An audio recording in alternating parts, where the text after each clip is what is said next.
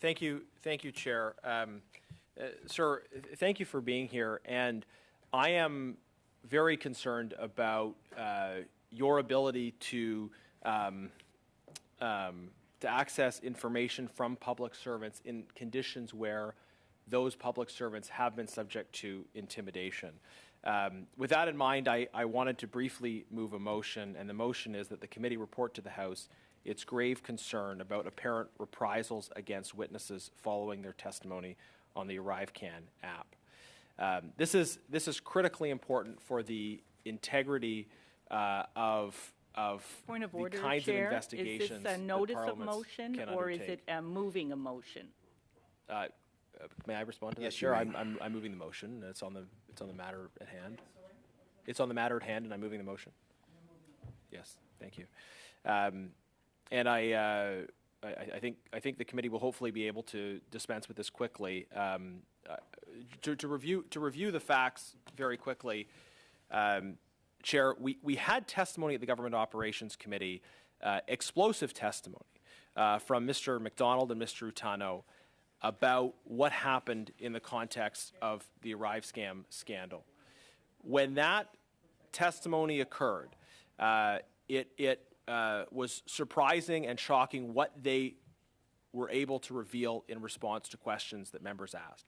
In particular, they identified that a number of other public servants either lied directly or were not honest and forthright with the committee.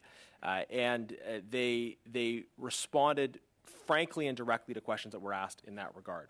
After their November 7th testimony, later that month, they received letters saying that they were subject to investigation. And while that investigation is still ongoing, these public servants have been suspended without pay.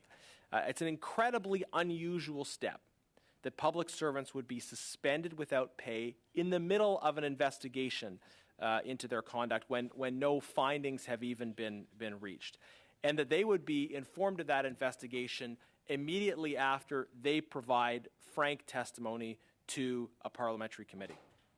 Now, this speaks to the ability of public servants to be able to provide honest answers to important questions that are asked without fear of intimidation. And it speaks to the right of parliamentarians to actually get the information we need to get to the bottom of the ArriveScam scandal. Of course, many parliamentarians, parliamentary committees, the public has been seized with this scandal. It's true. $54 million were spent on the ArriveCan app. It was spent through a two-person company with no IT expertise. Nobody wants to own up to giving this company this contract, a company that again does no IT work, subcontracted all the work, and got a big payout in the process. Nobody in the public service wants to own up to giving them that contract. And now when we have two public servants who come give frank testimony, they are subject to disciplinary measures immediately after that testimony, before an investigation has even taken place. And this is gravely concerning, and I believe it is designed to send a message to public servants that they should shut up and not reveal the truth to committees. And that is not a message we want sent. So I hope that this committee would consider supporting this motion to report to the House its grave concern about apparent reprisals against witnesses following their testimony on the ArriveCan app. If members are serious about getting to the truth, if members are serious about really finding out what happened here, then we need to have a situation where the Auditor General gets all the documents that they require, and where public servants are free to speak without threats and intimidation.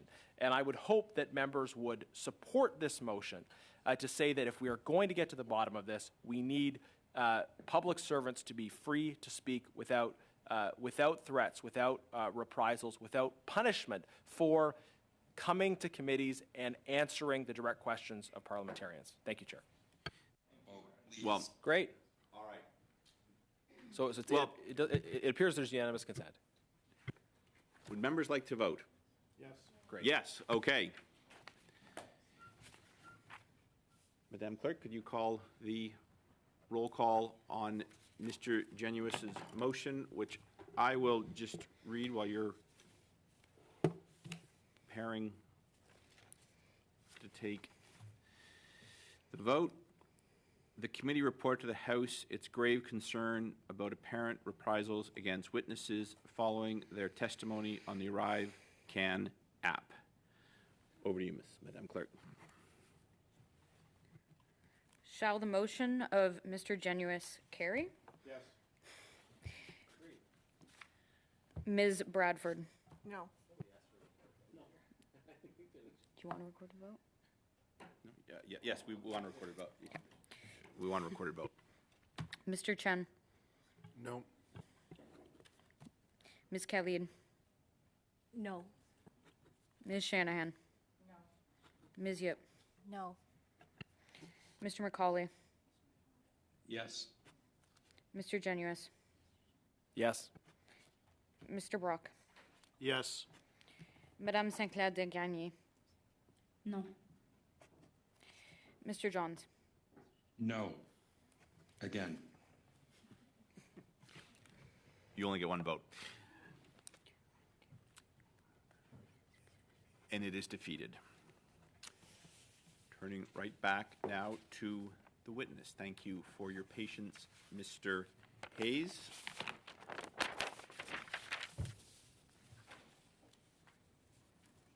Ms. Khalid, the floor is yours for any questioning you have of Mr. Hayes.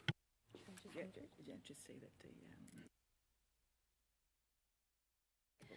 Thank you, Chair. I will take this time to agree with the bloc, Ms. Natalie Saint-Gagné, in that this is a very premature meeting, as I have said time and again. At this time, I don't think that Mr. Hayes is in a position to answer any of the questions. As the report hasn't been tabled, will not be tabled until February 12th. I look forward to to us continuing this study as we have agreed to in our committee. It is obviously very important to all members, and I think that if we can get the timing of it right, it would be very beneficial for us to have the OAG here before us to answer whatever questions we may have, the committee, all members of this committee may have to ask. So with that, Chair, I will move to adjourn this meeting. Very good. Dilatory motion. I will ask the clerk for a recorded vote on that, please.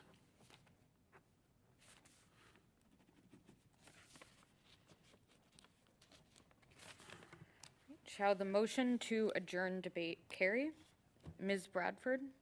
Yes. Sorry, not debate, sorry, the meeting. Sorry. Ms. Bradford? Yes. Mr. Chen? Yes. Ms. Khalid? Yes.